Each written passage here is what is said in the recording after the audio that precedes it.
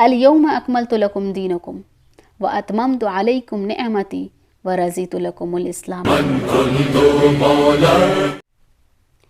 یہی وہ مقام ہے جہاں آخری اور اس عظیم سفر کا اہم ترین مقصد انجام دیا جانا تھا، اور پیغمبر مسلمانوں کے سامنے اپنی آخری اور اہم ذمہ داری کے بنا پر آخری حکم پہنچانا چاہتے تھے۔ جمعرات کا دن تھا اور ہجرت کا 10واں سال۔ 8 دن عید قربان کو گزرے تھے کہ اچانک پیغمبر کی طرف سے سب کو ٹھہرنے کا حکم دیا گیا۔ مسلمانوں نے بلند آواز سے قافلے سے آگے چلے جانے والے لوگوں کو واپس بلایا اور اتنی دیر تک رکے رہے کہ پیچھے آنے والے لوگ بھی پہنچ گئے۔ آفتاب خط نصف النہار سے گزر گیا تو پیغمبر کے مؤذن نے اللہ اکبر کی صدا کے ساتھ لوگوں کو نماز ظہر پڑھنے کی دعوت دی۔ مسلمان جلدی جلدی نماز پڑھنے کے لیے تیار ہو گئے، لیکن فضا اتنی گرم تھی کہ بعض لوگ اپنی ابا کا کچھ حصہ پاؤں کے نیچے اور باقی حصہ سر پر رکھنے کے لیے مجبور تھے، ورنہ بیابان کی گرم ریت اور اس سورج کی شعاعیں ان کے سر اور پاؤں کو تکلیف دے رہی تھیں۔ اس صحرا میں کوئی سایہ نظر نہیں آتا تھا اور نہ ہی کوئی سبزہ یا گھاس، صرف چند خشک جنگلی درخت تھے جو گرمی کا سختی کے ساتھ مقابلہ کر رہے تھے۔ کچھ لوگ انہی چند درختوں کا سہارا لیے ہوئے تھے۔ انہوں نے ان برہنہ درختوں پر ایک کپڑا ڈال رکھا تھا اور پیغمبر کے لیے ایک سائبان بنا رکھا تھا، لیکن سورج کی جلا دینے والی گرم ہوا اس سائبان کے نیچے سے گزر رہی تھی۔ بہرحال ظہر کی نماز ادا کی گئی۔ مسلمان نماز کے بعد فوراً اپنے چھوٹے چھوٹے خیموں میں جا کر پناہ لینے کی فکر میں تھے، لیکن رسول اللہ نے انہیں آگاہ کیا کہ وہ سب کے سب خداوند تعالیٰ کا ایک نیا پیغام سننے کے لیے آمادہ ہو جائیں، جیسے ایک مفصل خطبہ کے ساتھ بیان کیا جائے گا۔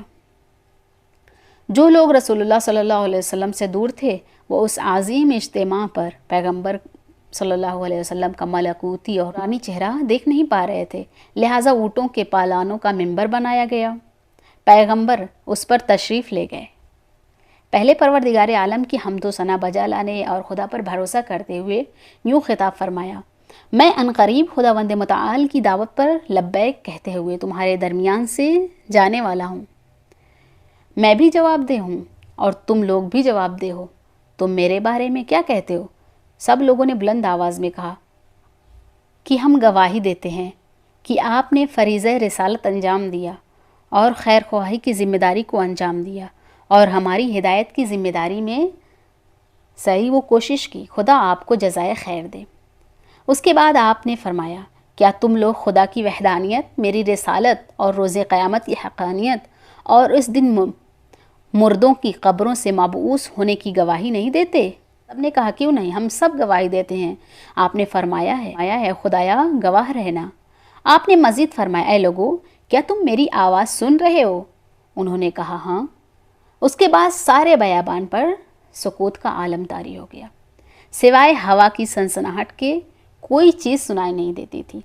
پیغمبر نے فرمایا: دیکھو، میں تمہارے درمیان 2 گراں قدر چیزیں بطور یادگار چھوڑے جا رہا ہوں، تم اس کے ساتھ کیا سلوک کرو گے؟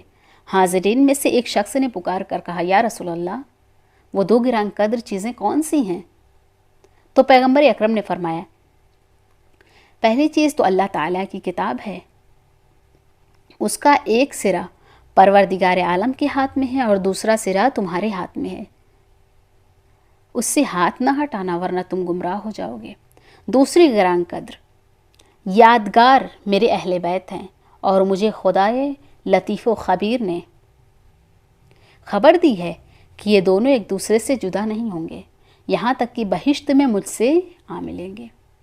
ان دونوں سے آگے بڑھنے اور ان سے تجاوز کرنے کی کوشش نہ کرنا اور نہ ہی ان سے پیچھے رہنا، کہ اس صورت میں بھی تم ہلاک ہو جاؤ گے۔ اچانک لوگوں نے دیکھا کہ رسول اللہ اپنے ارد گرد نگاہیں دوڑا رہے ہیں، گویا کسی کو تلاش کر رہے ہیں۔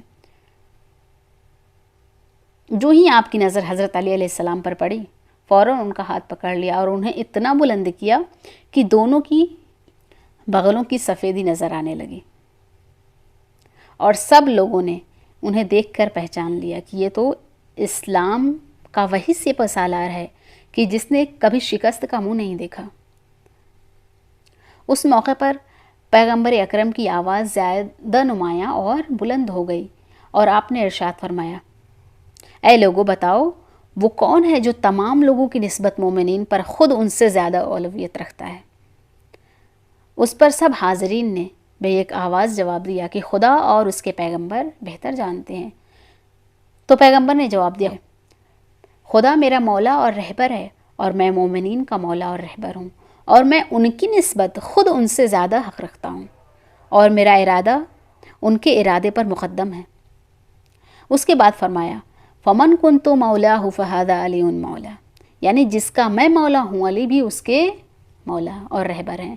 پیغمبر اکرم نے اس جملے کی 3 مرتبہ تکرار کی، اور بعض راویوں کے قول کے مطابق پیغمبر نے یہ جملہ 4 مرتبہ دہرایا، اور اس کے بعد آسمان کی طرف سر بلند کر کے بارگاہ خداوندی میں عرض کیا، اللہم والی من والاہ وعادی من عاداہ وانصر من نصرہ وخذل من خذلہ بر الہ، جو اس کو دوست رکھے تو اس کو دوست رکھ، اور جو اس سے دشمنی رکھے تو اس سے دشمنی رکھ، جو اس سے محبت کرے تو اس سے محبت کر، اور جو اس سے بغض رکھے تو اس سے بغض رکھ، جو اس کی مدد کرے تو اس کی مدد کر، جو اس کی مدد سے کنارہ کشی کرے تو اسے اپنی مدد سے محروم رکھ، اور حق کو ادھر موڑ دے جدھر وہ رخ کرے۔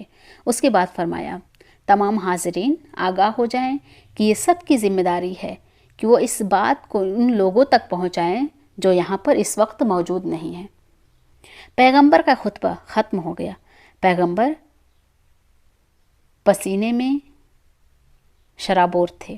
حضرت علی علیہ السلام بھی پسینے میں غرق تھے۔ دوسرے تمام حاضرین کے بھی سر سے پاؤں تک پسینہ بہہ رہا تھا۔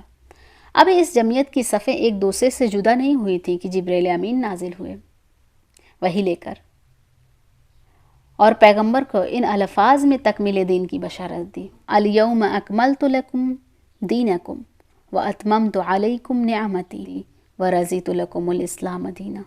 آج کے دن ہم نے تمہارے لیے تمہارے دین اور آئین کو کامل کر دیا اور اپنی نعمت پر تمام کر دیا۔ اتمام نعمت کا پیغام سن کر پیغمبر اکرم نے فرمایا، اللہ اکبر علی اکمال الدین و اتمام النعمہ ورضی ربی برسالتی و بولایتی لعلی من بعدی ثم قال من کنت مولاه فعلی مولا۔ ہر طرح کی بزرگی و بڑائی خدا ہی کے لیے ہے کہ جس نے دین کو کامل فرمایا اور اپنی نعمت کو ہم پر تمام کیا، اور میری نبوت و رسالت اور میرے بعد علی کی ولایت کے لیے خوش ہوا۔